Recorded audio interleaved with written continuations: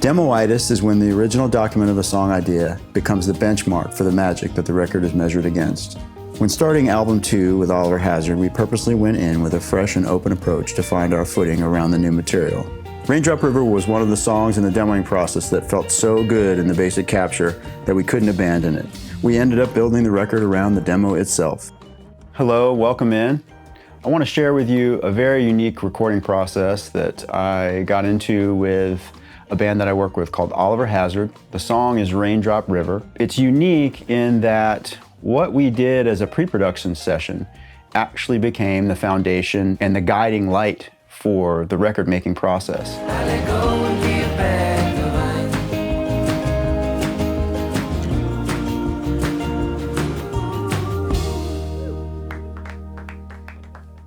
The idea was to write a song where it wasn't about a specific thing that had happened, or it wasn't about like a particular emotion, like a dark, it's hard for me to write like happy songs, I guess you could say.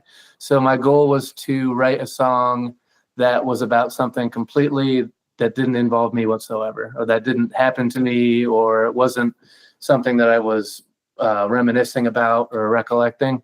It was just about like almost like writing a story completely from your head and just writing a song to that. The very last line, Yeah. where they don't care what you like. Yeah.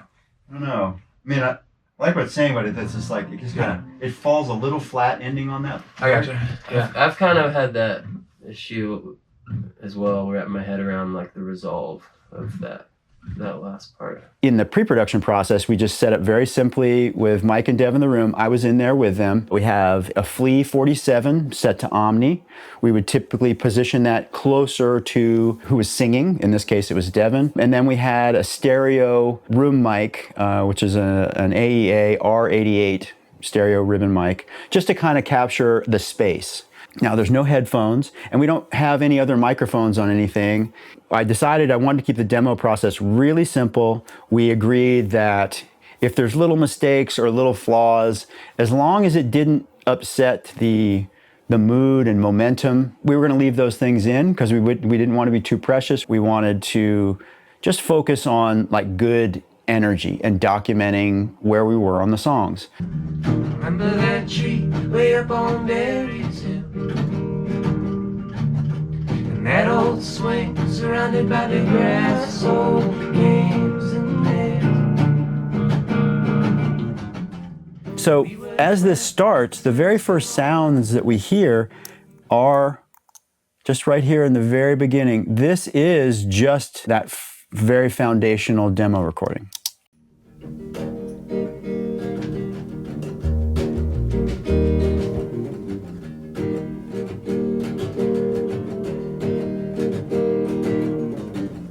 Remember that tree way up on Berry's Hill, and that old swing. As you can hear, it's all in there in terms of the very basic sense, and you hear Devin's on the left singing the lead, and you can hear Mike harmonizing on the right. I remember like jumping in on it and just like being like, hey, what are those lyrics? And it almost felt like this like train melody, like this kind of like driving force vocal melody that felt very staccatoed to me in a way where we could really like throw in these like staccatoed harmonies and kind of make it feel like this like, you know, locomotive like force with our vocals. We were very careful about how we balanced things in the room so that on just a couple microphones, that it sounded reflective of what was done in the room. Let's see, we'll skip ahead.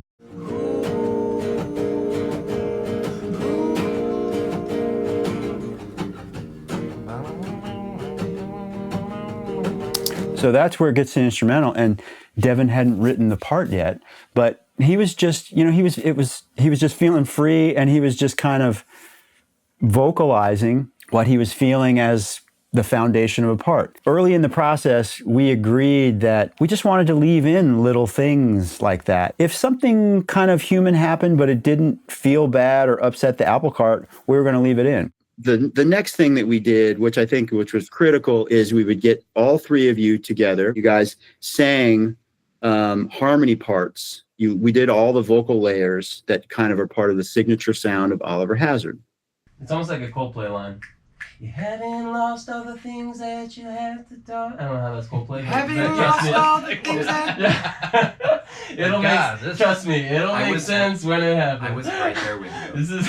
Here we go. Just wait. Here, check it out. 1, 2, 3, 4.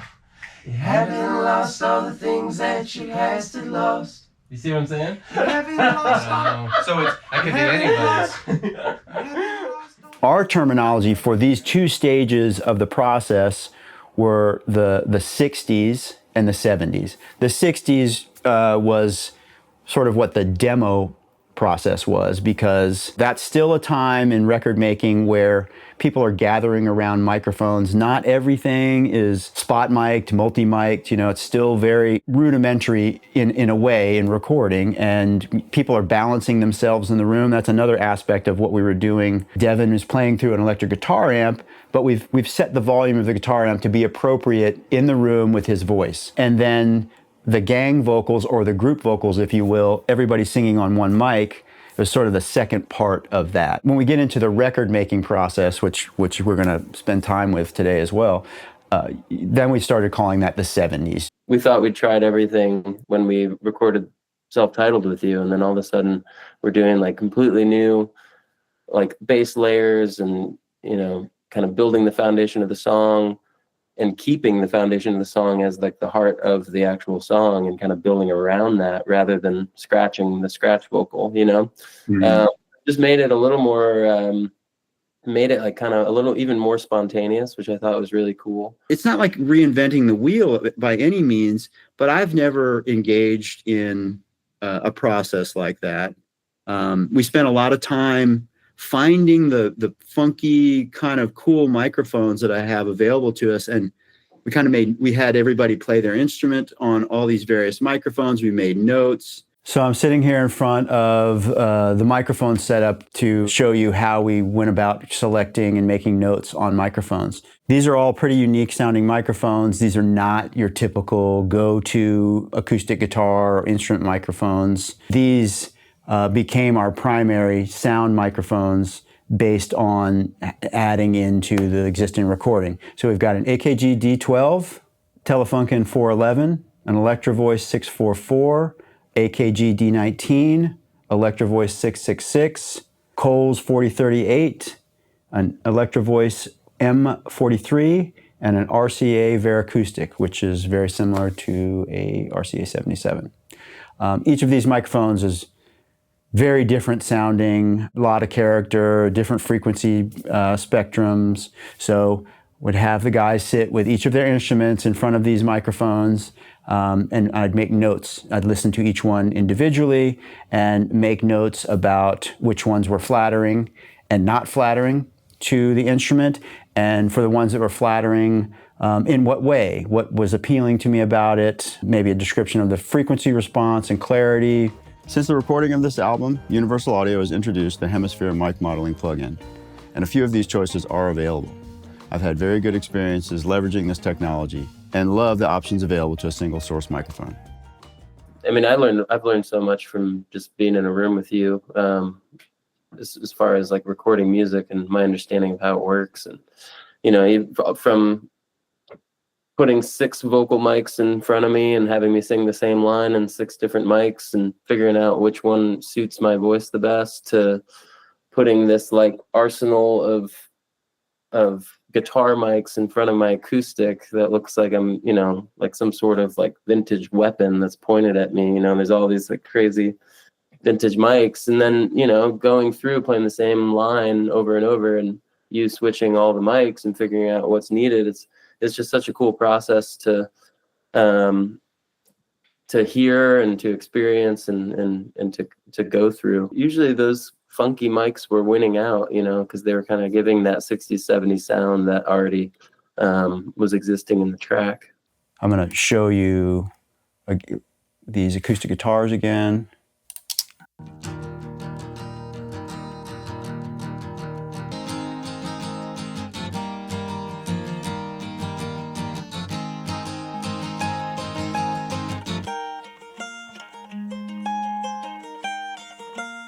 On the acoustic guitars, the M43 is this old Electro Voice microphone. I have a pair of them, and it's very mid-rangey sounding. These things are not like super fidelity. But if I had chosen, my more normal acoustic guitar capture, which would have used probably like a large diaphragm condenser mic, perhaps a probably same preamp that was used for this recording, but like on the Quad 8 or maybe some other color, some type of compression, perhaps my Retro 176, or I also like my Compex F760X. The M43 was one of the microphones that sounded pretty cool on Devin's acoustic. And then a D12, which was originally made as a vocal microphone, but became famous and used a lot. It's one of my favorite kick drum microphones. Also had a very interesting kind of sound to it. We doubled Devin's acoustic with those two microphones. And then the mandolin is with a Telefunken 411. Just a very forward mid-range sounds, pretty aggressive in the like 2 to 4K area, which was a really great match for the mandolin. Also keep in mind that you should be selecting microphones that help you towards your EQ goals, like what fidelity you're trying to capture. I mean, oftentimes we use very detailed microphones, but then end up having to cut and sculpt the frequencies quite a bit. You're getting the benefit of that full frequency and being able to figure out how it fits into the puzzle. As much as I can, I like to choose microphones that have character that get me much closer, faster towards the finished sound that I want. We were trying to figure out how to like grow as a band and grow with our sonic stamp. I remember making the decision to find 2 session musicians for the drum and bass rhythm section was something that would possibly give us a different outcome. When it comes to bass, it's like we just wanted to have somebody that knew the idiosyncratic things about bass, where Mike would know about acoustic guitar, I would know about guitar too. It's just one less thing we had to worry about, and we were just curious because bass can change a song completely. We had Eli Beard come in and play bass. The bass amp is a micro SVT, and we mic'd it with a Coles. And I chose a ribbon mic so that the tonality of the bass sounded warm and round and fit with the texture of the foundational recordings. I love the micro SVT. I used one 3 days ago. So, I use them all the time. They're kind of shocking, aren't they? Yeah. Because they give you all the sound quality. It's the same sound. Right. Just without all the crushing volume. That's right. And the 500 pounds and the fans and everything else, It's a fantastic piece of gear. I'm also on the bass capturing a little bit of room tone that ties it to the original recording.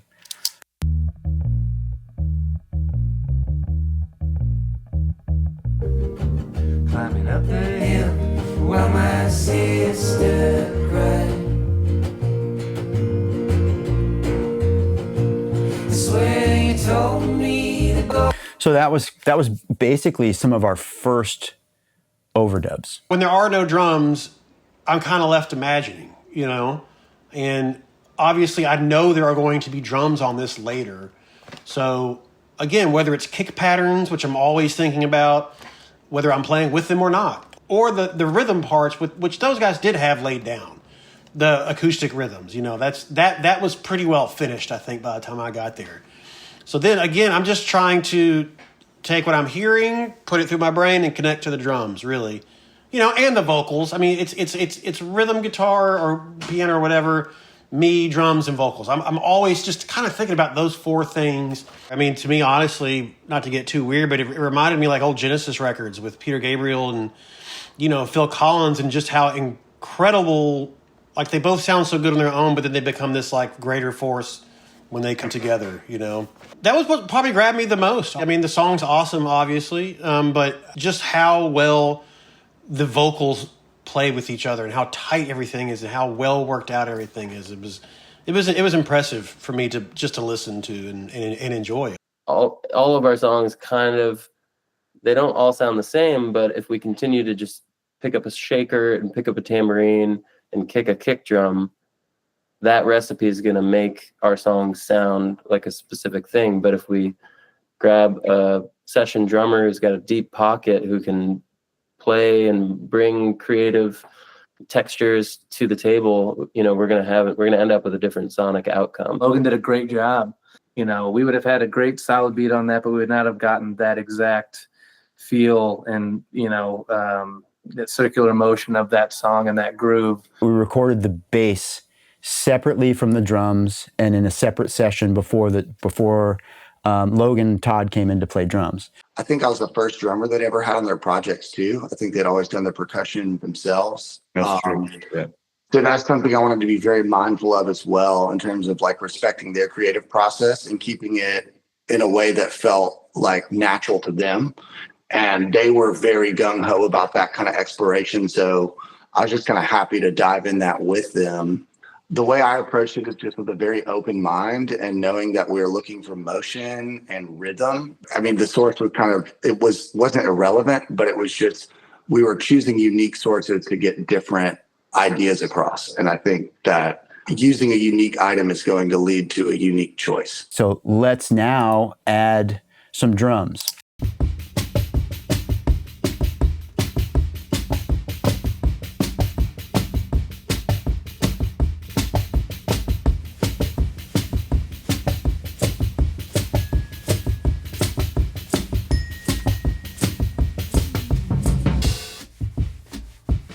We tried to make the drums, they're kind of dark and warm, and I took a lot of inspiration from a Rhythm King, like an organ beatbox, sort of the very early sort of drum machines, if you will, where they had those very cool, small, interesting, dark, warm sounds. I didn't make too many creative choices ahead of time, It's like I knew I was going to bring a bunch of my percussion instruments. I knew I was going to bring all kinds of random stuff.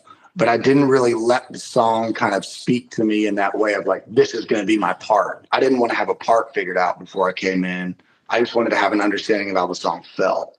So I think, going into this recording process, the biggest thing was just understanding how the music made me feel and feeling like, what is my relationship to this in terms of how I can help it move, how I can assist this, like with the rise and fall of the emotion in the material. That's the beauty of this particular record making process, trying to utilize spaces and textures and sounds to draw the listener in, to kind of make something feel a little bit unique, really tie sounds to emotions and texture, and Logan Logan comes from very much the same creative mentality space. A further example of what I've been talking about, of like found sounds, created sounds with non-traditional instruments, is we were trying to kind of come up with a shaker that felt right. And we really didn't have a shaker that had the right tonality and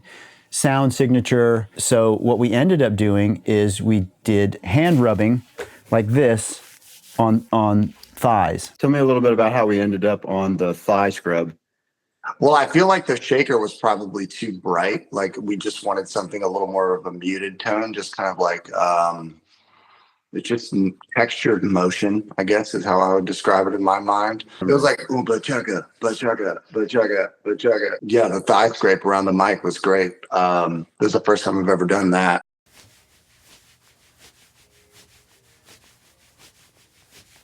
And that is our shaker sound. So don't be afraid to be creative. The whole train thing, it definitely does have that kind of like momentum. And it makes me think about the part in the bridge that we put on that kind of kooky, crusty organ sound that I love so much. It kind of like a train horn. Yeah, it kind of reinforces a little bit of that vibe, I think. We really messed this organ sound up here. I'm first gonna play this section. It's audible, certainly, and it gives a lot of character and texture, but I first want you to hear it in context and perspective and sort of try to identify. It's distorted and kind of gnarly sounding, but it adds a real vibe to the instrumental.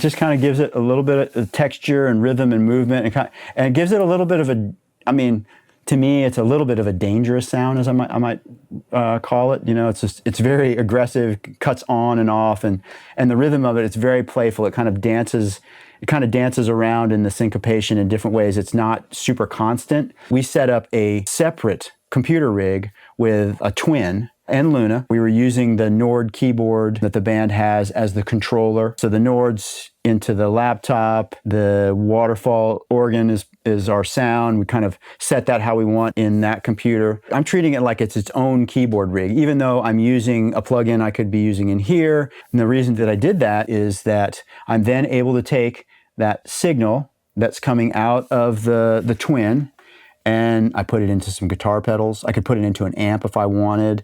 I always liked Jerry Garcia, but I really got into his type of voicings on the guitar, and even the guitar work I think is a little bit of like a country pluck. You know, it has that very that type of staccato guitar playing where it's not jazz and it's not country, but it's a little bit of both. So here we have Devin playing sort of the main electric guitar parts. We decided in the intro and the first verse, we were going to leave it in the sort of the background in the soup, and it's only in the foundational recording, right? But then when it gets to the chorus, that's where we wanted to add, you know, the level of clarity. That was like kind of the mechanism to elevate the chorus, is to bring the guitars forward, if you will. So I just sit on that. It's one performance basically with 2 amp sounds. The left side, which says Sim, is a Universal Audio Dream pedal. The right side is Devin's own amplifier, which is a little 15-watt Vox. They're recorded together to give a nice stereo spread because they're set up differently.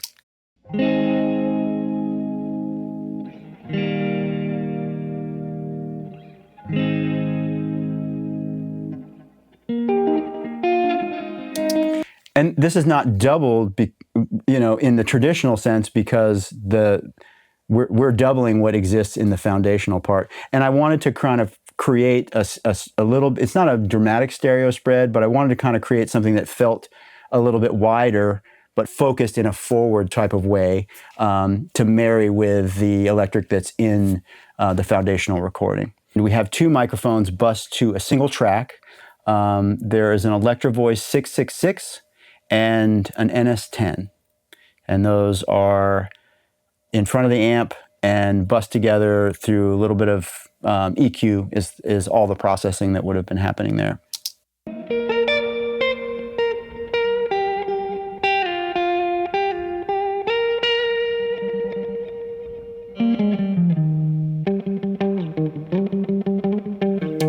Next thing I want to talk about is the lead vocal. So on Devin, we have the Bach 167.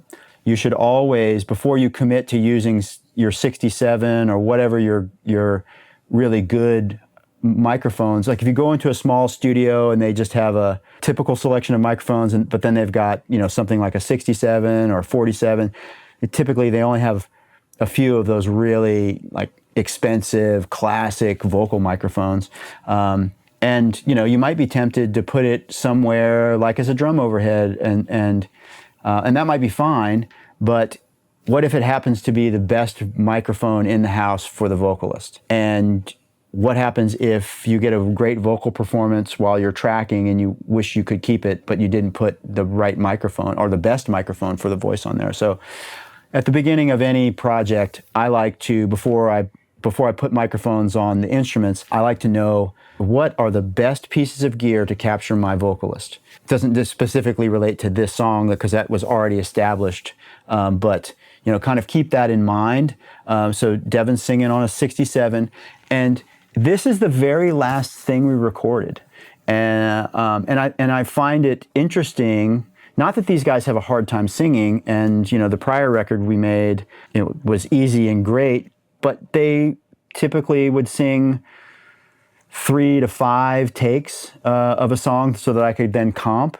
But sort of a beautiful thing that was provided by this process that we kind of went through here is that the lead vocal is baked into the very first recording. It's kind of been lost in the background with all the layers, right? And all the background vocals. It's there. It has a feeling. It has been our guiding light. I always want to have a vocal in the production to inform me and everybody else that's making this record of what is the focus feature part. How does everybody need to honor that, play dynamically, and create the right type of space around it? If you don't have the rhythm and personality of where the vocalist wants to sit against the instrumentation and the groove, then it's hard to know if the part that you're adding or playing feels right in relationship to what we're going to be listening to as the story, the lyric of the song. So let's listen to this third verse where it's a little bit more empty.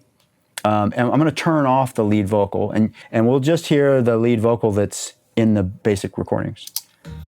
Raindrop river, you don't have to talk. You haven't lost all the things that you passed and lost. So I guess it's time for you to see this clearer. So I added it after a couple lines. So we heard two without, I think it was two without it, two with. I think we were hot off the road as well, which always helps because Absolutely. you're just in sync. You're not, that muscle that is there that sometimes takes a break for a couple of weeks is not dusty at all. And also too, it's like we had probably sang it. You know, a lot of the stuff that we sing on for harmonies or whatever, they're all derivative from the lead vocal, especially if it's a song like for that song particularly. It's like if I was singing it, I was probably already singing that anyway. So it's like, or maybe I was just singing it higher or further back from the mic or a little, you know, a little different. But once you get on the mic and two, it's like, it's definitely something that is just familiar. And it did go quickly though. Yeah, it did. We heard the difference of it out. I'll just remind us of that in the first verse. Remember that tree way up on Berry's Hill? Let's listen to that same line with the lead in. Remember that tree way up on Berry's Hill? It's also, in this case, it's an opportunity because the vocals are kind of all over the place. My opportunity to like put it back here in the middle, center stage, put the spotlight on it. So this has largely been about production, recording, journey, and trying to inspire a different perspective. But I don't want to leave out some of the mixing stuff because I think that's also important to kind of get a little bit more in-depth look at maybe some plugins that I used, how I'm bussing things, what my bus treatments are. I don't really have my own term for it. I've often heard it referred to as top-down mixing. That doesn't quite make sense with my dyslexic brain, but I can't think of a better way to describe it. My approach to mixing is that I balance the elements that I have so that they sound like I'm starting with a relative relationship among all the elements. You know, things are starting to find their place, but there's still going to be a lot of work to do to shape the tones, make things fit together even better, get the low end relationships right. Those all are part of the mixing process. For me, you know, once you get the basic balance of all of the elements to where, you know, things are starting to sit in the places that, you know, you deem correct or that feel right to you, I'll do the initial balance and get gain structure going. And then I add in my mix bus treatment so that I can understand how much EQ I might want to apply to open the top end up, how I want to control the bottom end, high pass filter. I often use the MS processing on the curve bender. You know, here I've got a little bit of mid-range dropped out, which doesn't really surprise me based on that the foundation of this and the mid-range qualities of the capture are, you know, they're kind of very predominant in that area. So I kind of notched a tiny bit of that out, opened the top end up, and then I put a Pultec on to sort of further shape my mix, give it a little bit more of that smiley face finished feel. One of the main reasons I like doing this first is because as I've added, so on the curve bender, we've got a shelf at 16K, and then on the Pultec, we've got 12K with a little bell curve, a very wide bell curve. But I've already lifted all the top end some. So that's going to keep me from going in and doing a bunch of like high frequency accentuation on all of the individual elements, kind of because you can overdo that. And then it's really hard to control all of that action going into your mix bus. I've got an EQ in here. Like sometimes I use this just as visual confirmation of my frequency spectrum and how it's balanced. Sometimes I use it for like a little bit more fine tuning, maybe accentuating something, turning something up, turning something down. And then what do we have next here? We have True Iron. It's a transformer emulation, which I've got a lot of like color going on. They've got a console emulation. I got tape emulation. You know, all the color and sound of all of the choices I would have made in here. But I really love the sound of this on the mix bus to add the extra color. And then the final thing is I'm using the Master Desk, which is kind of a mastering tool, but you know, I don't use it too heavy-handed, but it's kind of like my final stage. This functions as my mix compression, my limiting. I've got a little bit of de-essing going on, which probably doesn't happen much.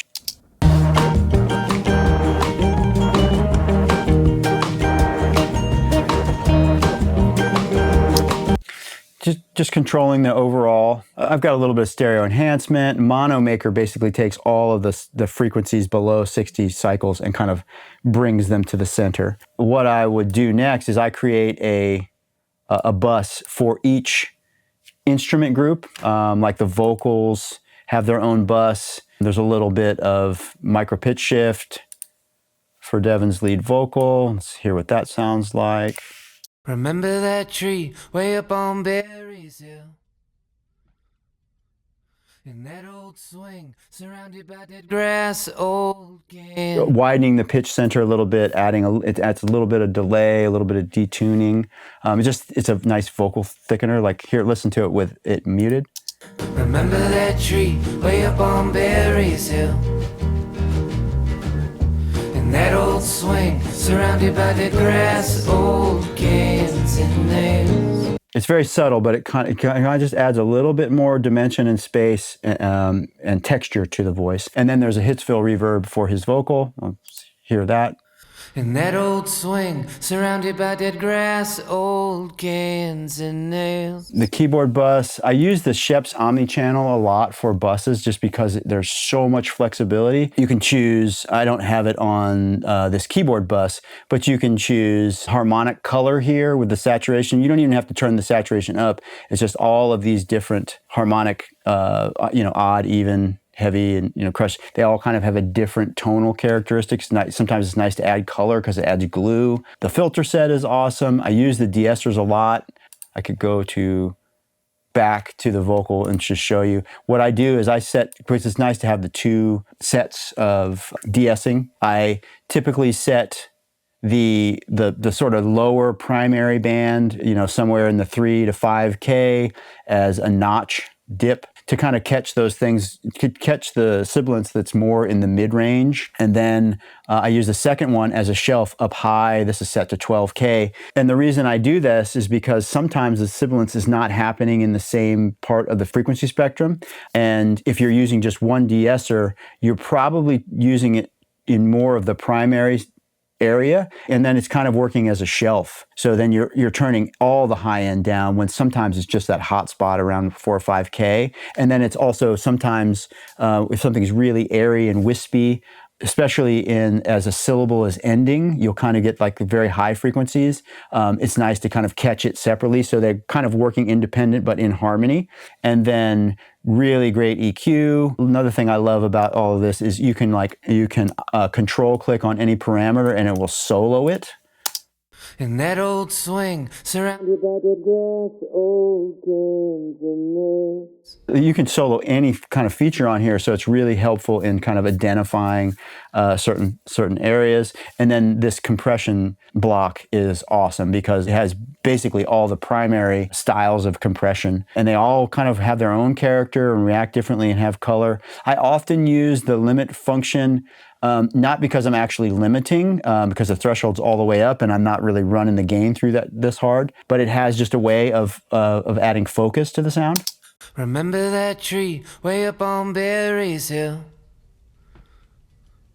In that old swing, surrounded by dead grass, old cans and nails. When we were 12, that's where we spent all our time.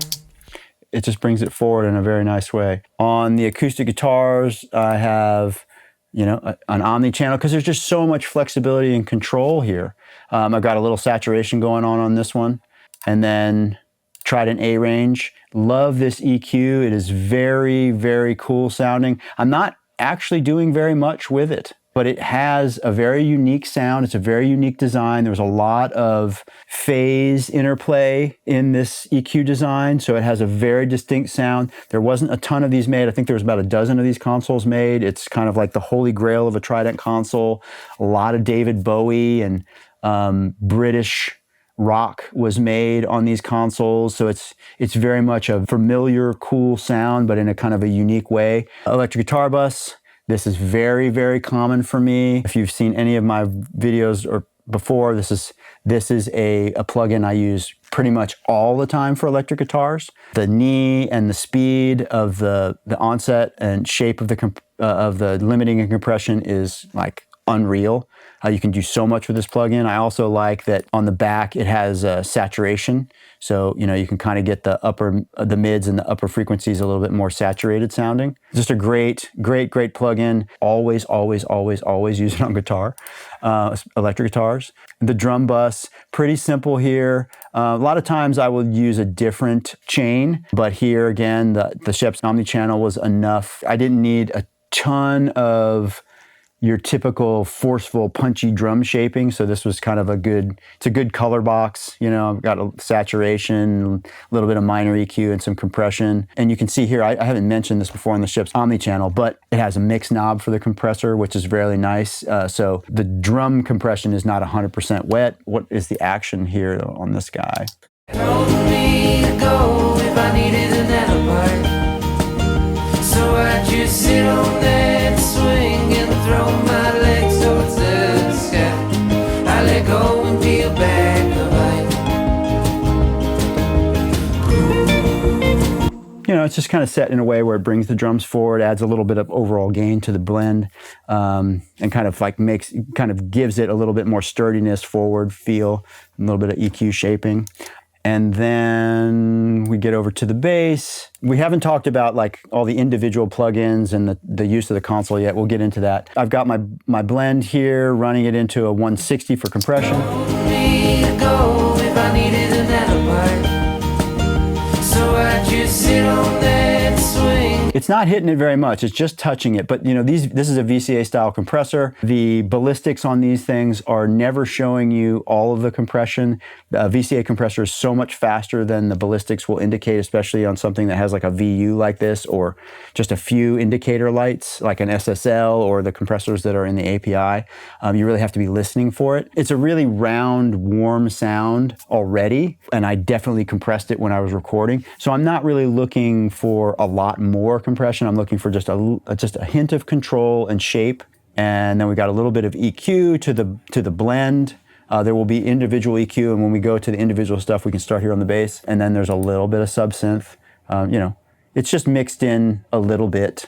It's nothing too crazy. Let's turn it off and sort of see what the change is. Told me to go if I needed an alibi.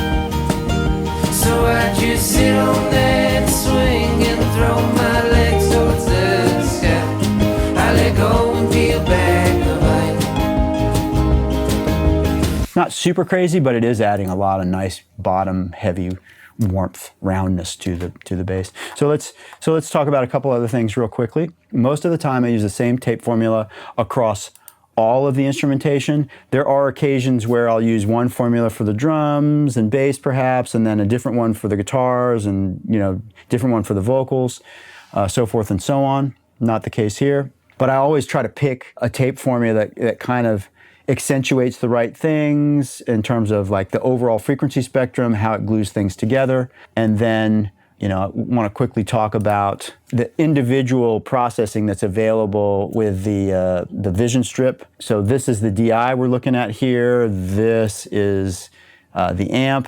The 560 versus the 550. They're very different sounding EQs, even when you're not EQing. So I always A/B which one I want to which one is helping the sound a little bit, because all analog gear basically adds a little bit of color and definition. So I want to pick the thing that feels like the most flattering to the source. And then I use the high pass filters a lot for stuff to just clean up like the subsonic messy frequencies. Cleaning this up on the bass. I mean, you're probably saying, well, why are you cleaning up the sub bass and then just adding it back? Well, I'm doing it in a very controlled way. I'm cleaning up the bottom end so that I can get the combination of the two elements right and balanced and tonally together, and then hand it off to a process of compression, EQ, and then at the very end, I'm deciding very specifically how I want to kind of accentuate and add that low frequency stuff back in. I've like tightened it up, I've controlled it, and then once I have it to a place where it's behaving in the way that I want it to dynamically and fitting in,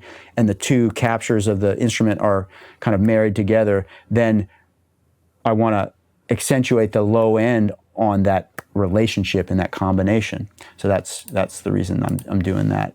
And also, high-pass filters have a way of like as you're relieving the low end on something, it allows the rest of the frequency spectrum related to the instrument to speak a little bit better. And then that way you can kind of get the dynamic and color to work correctly for your desired outcome. So that's my approach, is like starting with the mix bus, then building the instrument buses and gathering the balances, controlling the dynamics, accentuating the highs, controlling the low end, getting things to start to glue together on the mix bus and the buses, and then start to go and address the individual sounds as a kind of like third step, if you will. It's not the last step, it's a third step, because you start with the mix bus and then you go to the instrument buses, and then you start to do individual processing. Typically you go back and you review the whole thing from mix bus to instrument buses to individual sounds, and kind of just keep going over it until it starts to all find its sort of final shape. And then once I feel like I've got a good shape, relationships are there, effects are there, placement, stereo spectrum, then it's time to initiate the automation and do some stuff. And so really what I want to show you in terms of automation is what it is that's kind of has automation. And here again, in a way, it's a similar approach in that the first place I will do automation on a lot of things is as a group. I'll ride all of the acoustic guitars on the bus. And then if there's something that needs individual attention and control within that overall adjustment, then I go and I fine tune that. There's stuff on the electric guitar bus, and then there's individual stuff as well. Drums are often the same thing. I'm manipulating the drum bus, like in the chorus, I'm kind of turning it up and bumping it up a little bit, but then internal balances are also changing. Like where the fills are, I'm boosting up the overhead because that's where my best overall drum sound is. Controlling things that way. Like lead vocals, I do mostly, let's get to the lead vocal, mostly on the vocal bus. A lot of times I didn't do it in this song, probably because there's so much vocal layering and dynamic in that. I typically would ride effects, reverbs and stuff up, make them more prominent in bigger sections or where I wanted the effect to be more perceived. Just kind of working to build dynamic and volume changes, even though some of this looks very subtle, and it is, just those small shifts bring life and dynamic and clarity to things. So I guess it's time for you to see this clearer. Down here on Raindrop. Thanks for joining me in the studio. I hope that you found a little bit of inspiration, insight from me sharing a journey of record making that was a little bit unique and new to me, sort of finding the way through it. It was very inspiring and fun to sort of discover something new in the studio with some friends making a great record. I hope it empowers you, and I hope you'll join me again. Thanks.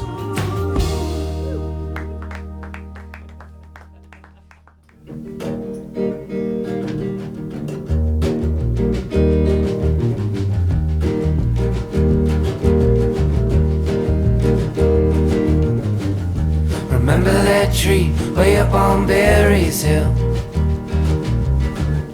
And that old swing, surrounded by dead grass, old cans and nails. When we were 12, that's where we spent all our time, climbing up the hill while my sister cried. I swear you told me to go if I needed an alibi, so I'd just sit on that swing and throw my legs towards the sky. I let go and peel back the vine.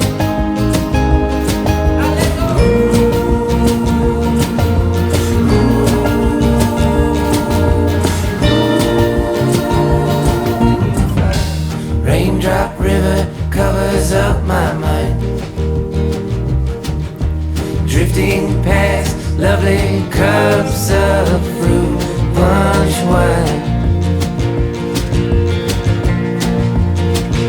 I swear you told me to go if I needed an alibi, so I'd just sit on that swing and throw my legs towards the sky. I let go and peel back the vine.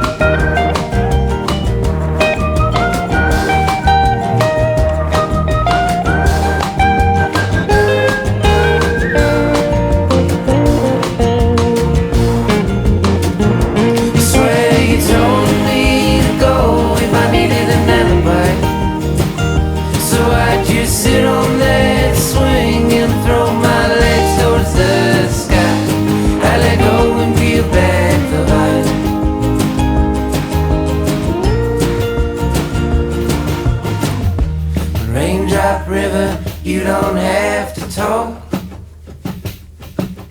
You haven't lost all the things that your past had lost.